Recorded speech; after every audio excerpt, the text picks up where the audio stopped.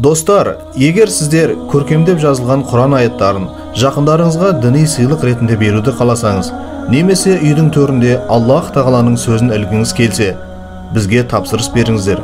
Біздегі барлық дүниелер 100% қолдан жазылады, әрі бағасы да қолжетімді. Біз сіздер үшін Қазақстанның барлық жеріне тегін жеткіземіз.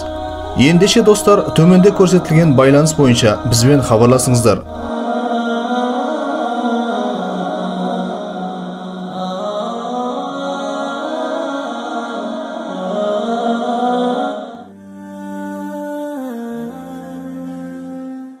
Пайғамбар және иудей.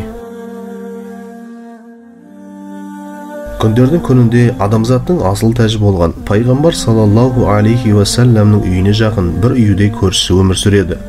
Ол исламның тез таралып, мұсылмандардың саны күн сайын артып жатқанына іштей қатты қынжылатын. Ол қалайда пайғамбар саллаллаху алейхи уассаламға зиян тигізуге әрдайым дайын жүретін. Алайда ол бұл мақсатын ашық түрде жасай алмайтын, себебі ол сахабалардан қатты қорқатын.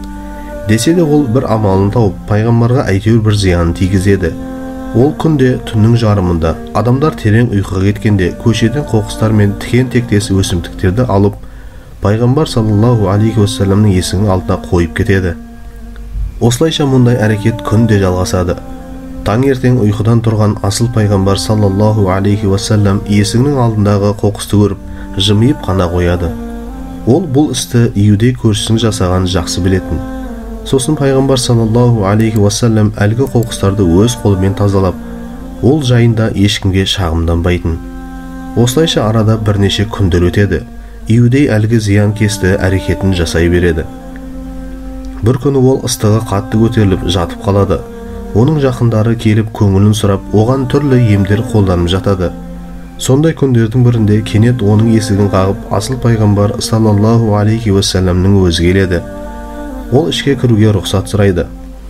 Төсек тартып жатқан көршісі рұқсатын беріп, оны қабылдайды. Пайғамбар саллаллаху алейхи уассалам болса, оның жағдайын сұрап, еміне шипа тілейді.